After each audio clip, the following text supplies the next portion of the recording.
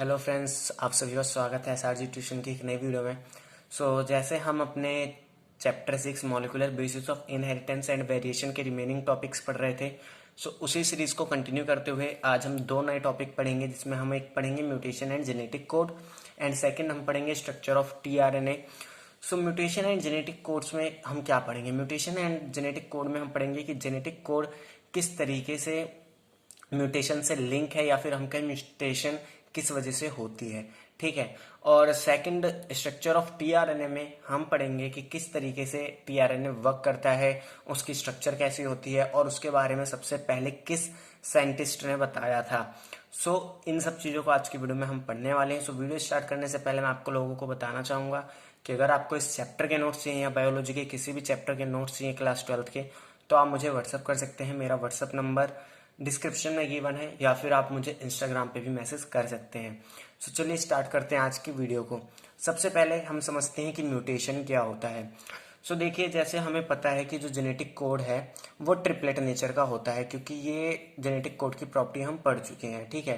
Triplet nature means एक genetic code में 3 हमारे नाइट्रोजन बेस होते हैं। जैसे मैं यहाँ पे लेता हूँ AUG। ठीक है। तो क्या होता है, जब एक किसी कोड में, ठीक है, एक किसी कोड में कोई नया नाइट्रोजन बेस इंसर्ट होता है, या कोई जो हमारा नाइट्रोजन बेस है वो डिलीट होता है, उसकी वजह से जो हमारा जेनेटिक कोड होता है डीएनए में, उसका रीअरेंजमेंट होता है। ठीक है। तो उस रीअरेंजमेंट होने की वजह से और नाइट्रोजन बेस के इंसर्ट और डिलीट होने की वजह से हमारे अंदर म्यूटेशन कॉज होती है। ठीक है। लार्ज इंसर्शन और deletion and rearrangement in a sequence of DNA result in loss और gain of gene and so function. Means जब आपका कोई भी जेनेटिक कोड जो है, जो एक जीन के अंदर है, उसमें कुछ चेंजेस आएगा, तो उसकी वजह से हमें एक या तो नया जीन देखने को मिलेगा, या फिर एक जो हमारे पास पहले से जीन है वो खराब होता हुआ दिखेगा। तो उसी के बेसिस पे या तो हमें एक नया फंक्शन देखने को मिलेगा, या फिर जो पहले से फंक्शन है वो डिलीट हो जाएगा। ठीक है। तो ये बेसिकली क्या है? म्यूटेशन है। अब इसे हम एक एग्जांपल की तौर पे समझते हैं। जैसे मैंने यहाँ पे एक सेंटेंस लिया, राम है रेड कैप। ये सेंटेंस मैंने इसलिए लिया क्योंकि यहाँ पे जितने भी वर्ड हैं वो 3-3 लेटर्स के हैं। ठीक है। क्योंकि और ये हमारा एक तरीके से क्या है, जेनेटिक कोड को रिप्रेजेंट कर रहा है, और ये हमारा पूरा एक क्या है, डीएनए है। ठीक है। अब देखिए, मान लीजिए कि क्या हुआ, यहाँ पे एक म्यूटेशन आई, और म्यूटेशन में क्या हुआ, एक किसी लेटर का इंसर्शन हुआ, मीन्स आके वो इंसर्ट हो गया। तो यहाँ पे जो पूरा हमारा रीडिंग पैटर्न है वो चेंज हो गया। क्या हो जाएगा? राम हैज ब्री DCAP। ठीक है। उसके बाद यहाँ पे दोबारा से म्यूटेशन हुई, एक नया लेटर इंट्रोड्यूस हुआ जिसका नाम क्या है, आई। ठीक है। तो यहाँ पे दोबारा से हमारा रीडिंग सीक्वेंस चेंज हो जाएगा, राम हैज बिर EDCAP। ठीक है। उसके बाद एक यहाँ पे नया क्या हुआ, लेटर ऐड हुआ, या हम कहें नाइट्रोजन बेस ऐड हुआ। ठीक है। तो वो क्या हो जाएगा, Ram has big red cap. तो देखिए यहाँ पे ये जो बिग है, ये पूरा क्या हुआ, इंसर्ट हुआ। ठीक है। और इसकी इंसर्ट होने की वजह से हमें एक नया फिनोटाइप देखने को मिला। वो फिनोटाइप क्या था? बिग। बिग मीन्स बड़ा। तो हमें यहाँ पे फिनोटाइप क्या देखने को मिला? बड़ी कैप पहनी है उसने। ठीक है। इसी तरीके से ये मैंने यहाँ पे लेटर्स लिए, लेकिन इसी तरीके से क्या होता है, नाइट्रोजन बेस भी एक एक करके स्लोली इंसर्ट होते हैं, जिसकी वजह से म्यूटेशन कॉज होती है। अब जरूरी नहीं है कि हमेशा नाइट्रोजन बेस इंसर्ट होंगे, वो डिलीट भी हो सकते हैं। ठीक है। एग्जाम्पल के तौर पे देखिए, जैसे है राम हैज रेड कैप। जैसे हमने यहाँ पे एग्जाम्पल लिया, राम हैज रेड कैप। ठीक है। अब यहाँ पे मान लीजिए जो हमारा आर है वो डिलीट हो गया जेनेटिक कोड में से, तो यहाँ पे अब जो हमारा लेटर बनेगा वो क्या हो जाएगा, राम हैज EDCAP। ठीक है। उसके बाद दोबारा से एक म्यूटेशन कॉज हुई और ई भी डिलीट हो गया, तो यहाँ पे क्या हो जाएगा, राम हैज DCAP। उसके बाद दोबारा से म्यूटेशन कॉज हुई और डी भी डिलीट हो गया, तो यहाँ पे हमारा नया सेंटेंस क्या बना, राम हैज कैप। तो अब देखिए यहाँ पे एक जो फिनोटाइप था, राम हैज रेड कैप। ठीक है। ये हमने सेंटेंस पढ़ा था, लेकिन यहाँ पे म्यूटेशन की वजह से क्या हुआ, रेड फिनोटाइप डिलीट हो गया। रेड फिनोटाइप डिलीट हो गया। ठीक है। म्यूटेशन बेसिकली क्या करती है, अगर उसका इंसर्शन होता है तो हमें एक नया क्या देखने को मिलेगा, एक नई फिनोटाइप देखने को मिलेगी, या एक नई स्ट्रक्चर देखने को मिलेगी। ठीक है। और अगर वो डिलीट होता है तो भी हमें क्या, एक नया फिनोटाइप देखने को मिलेगा। और वो किस वजह से देखने को मिलेगा, क्योंकि जो प्रीवियस वाला फिनोटाइप है वो डिलीट हो गया। जैसे मान लीजिए यहाँ पे रेड था, अब रेड फिनोटाइप अगर डिलीट हो गया तो इसकी जगह पे कोई और फिनोटाइप आएगा, ठीक है, क्योंकि कैप का कोई ना कोई तो कलर होगा ही आखिरी में। सो इस तरीके से म्यूटेशन वर्क करती है, ठीक है। अब मैं आपको बताता हूँ पॉइंट म्यूटेशन क्या होती है और हमारी फ्रेम शिफ्ट म्यूटेशन क्या होती है। सो देखिए, म्यूटेशन दो तरीके की होती है, point mutation, frame shift mutation. Chapter 5 में हम पढ़ चुके हैं, ठीक है, लेकिन यहाँ पे हम एक बार दोबारा देख लेते हैं। पॉइंट म्यूटेशन क्या होती है? Arise due to change in a single base pair of DNA. Means एक पूरा, ये मान लीजिए डीएनए का सीक्वेंस है, यहाँ पे ए है, यहाँ पे यू है, यहाँ पे जी है, यहाँ पे टी है, यहाँ पे ए है, यहाँ पे जी है, इस तरीके से एक सीक्वेंस मान लीजिए। लेकिन क्या होता है, जब पूरे एक डीएनए सीक्वेंस में कोई एक बेस पेयर डिलीट होता है या इंसर्ट होता है या फिर उसमें कुछ चेंज आता है, ठीक है, तो उसे हम क्या कहते हैं? Point mutation. जैसे मान लीजिए इस पूरे डीएनए सीक्वेंस में यू की जगह जी आ गया, ठीक है, ये ए यू जी लिखा था मैंने, यहाँ पे जी जी आ गया, तो ये हमारा क्या हो गया? पॉइंट म्यूटेशन, क्योंकि यहाँ पे एक हमारा क्या हुआ है? नाइट्रोजन बेस चेंज हुआ है, ठीक है। एग्जाम्पल के लिए सिक्कल सेल एनीमिया आप पढ़ चुके हैं, ठीक है।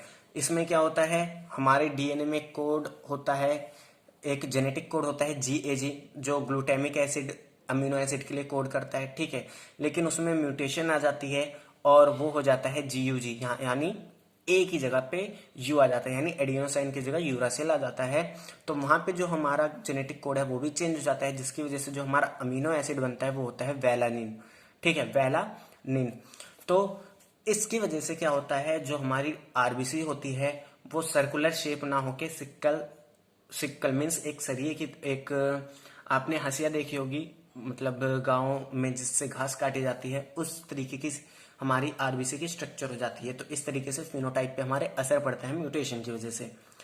अब फ्रेम शिफ्ट म्यूटेशन क्या होता है, जब एक पूरा 3 बेस पेयर का जो जेनेटिक कोड होता है हमारा, अगर वो पूरा डिलीट होता है या इंसर्ट होता है तो उसे हम कहेंगे फ्रेम शिफ्ट म्यूटेशन, ठीक है।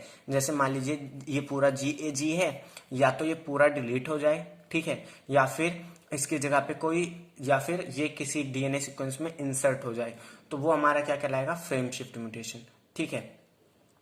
सो ये था हमारा म्यूटेशन। अब हम पढ़ते हैं टीआरएनए के बारे में।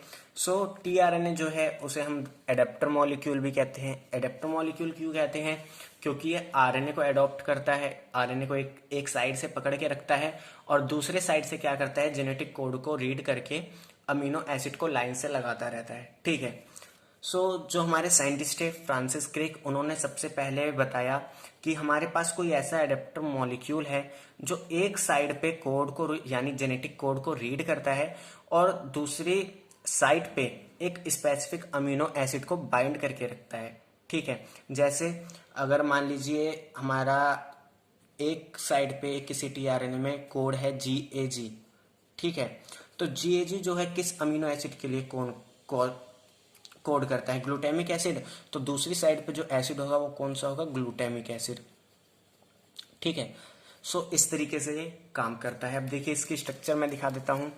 ये हमारी स्ट्रक्चर होती है टीआरएनए की, ठीक है।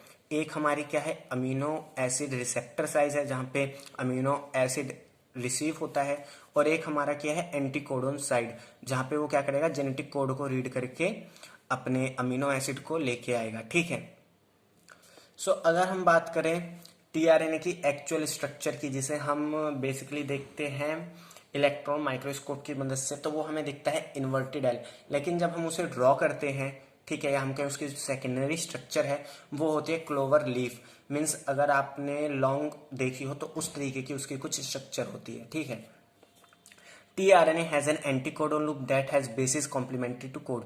तो जैसे मैंने आपको बताया टीआरएनए के पास एक एंटीकोडोन लूप होता है जो क्या करता है, कोड को रीड करके एक स्पेसिफिक अमीनो एसिड को वहां पे लाके अटैच करता है, ठीक है। TRNA also has an amino acid acceptor end to which bind to amino acid. और जैसे मैंने आपको बताया टीआरएनए के पास एक अमीनो एसिड बाइंडिंग साइट भी होती है जहां पे अमीनो एसिड आके वहां पे अटैच होता है। TRNA is specific for each amino acid. तो टीआरएनए की प्रॉपर्टी याद रखिएगा कि हर एक अमीनो एसिड के लिए एक स्पेसिफिक टीआरएनए होता है। For initiation there is a specific tRNA known as initiator tRNA.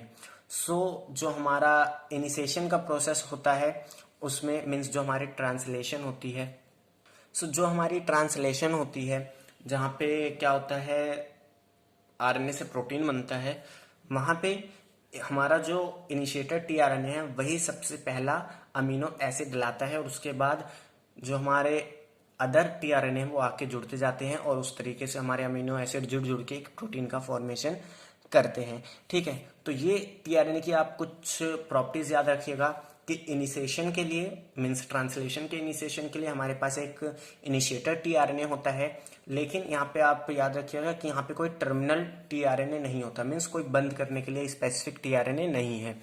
उसके बाद हर एक अमीनो एसिड के लिए एक स्पेसिफिक टीआरएनए होता है। ठीक है, उसके पास अमीनो एसिड एक्सेप्टर साइड होती है और उसके पास एक एंटी कोडोन लूप होता है जहां से वो कोडोन को रीड करता है।